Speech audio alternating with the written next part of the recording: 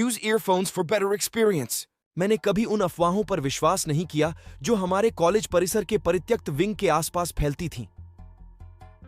ऐसा कहा जाता था कि एक द्वेषपूर्ण शक्ति वहां रुकी हुई थी और उन छात्रों को अपना शिकार बना रही थी जिन पर पहले से संदेह नहीं था और जो इसके अंधेरे गलियारों में जाने का साहस कर रहे थे। लेकिन एक रात जिज्ञासा मुझ पर हावी हो गई और मैंने निषिद्ध क्षेत्र का पता लगाने का फैसला किया। जैसे ही मैंने सुनसान दालान में कदम रखा, हवा एक दमनकारी सन्नाटे से भरी हुई थी। टिमटिमाती रोशनियां खस्ताहाल दीवारों पर भयानक छाया डालती थीं, जिससे एक ठंडा माहौल बन जाता था जिससे मेरी रीढ़ में सिहरन पैदा हो जाती थी। तापमान गिरता हुआ प्रतीत हो रहा था और हवा का एक ठंडा झोंका संकीर्ण मार्ग से फुसफुसा रहा था जो अपने साथ अनकही भयावहता की दूर तक गूंज लेकर आ रहा था। मैं सावधानी से आगे बढ़ा। मेरे कदमों की आवाज शून्यता में गूंज रही थी।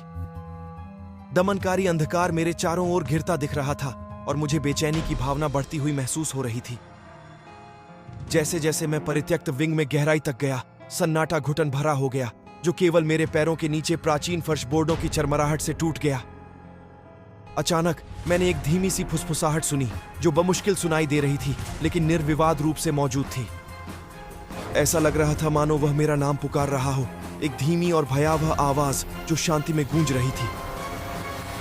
घबराहट फैल गई, लेकिन मैं उस ध्वनि का अनुसरण करने से खुद को रोक नहीं सका जो परित्यक्त विंग के हृदय तक चली गई थी।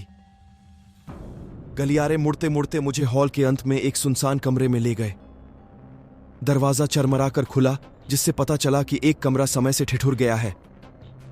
धूल से ढके डेस्क, टूटी खिड़कियां और फीके चौक बोर्ड एक भूले हुए युग की तस्वीर पेश करते हैं। कमरे के मध्य में एक पुराना अलंकृत दर्पण खड़ा था जो जीर्ण शीर्ण परिवेश में अपनी जगह से बाहर लग रहा था। दर्पण में मेरा प्रतिबिंब विकृत दिखाई दिया। उसकी आंखें खोखली और बेजान थीं। जैसे ही मैंने उन खाली आंखों में देखा, फुसफुसाहट तेज हो गई। अब अस्पष्ट शब्द बन रहे थे जो मेरी विवेक की सीमाओं को छू रहे थे। तापमान और भी गिर गया और एक अदृश्य शक्ति ने मेरी आत्मा को जकड़ लिया। अचानक फुसफुसाहट एक ठंडी आवाज में बदल गई जो सदियों से चली आ रही निराशा और पीड़ा की कहानियों को दोहरा रही थी। मैंने पीछे हटने की कोशिश की, लेकिन एक अनदेखे हाथ ने मुझे अपनी जगह पर रोक लिया।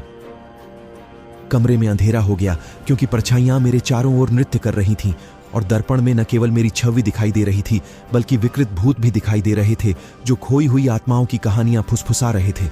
आतंक के एक क्षण में मुझे एहसास हुआ कि द्वेषपूर्ण शक्ति सिर्फ एक किंवदंती नहीं थी, यह एक वास्तविकता थी जो जीने के लिए भूखी थी।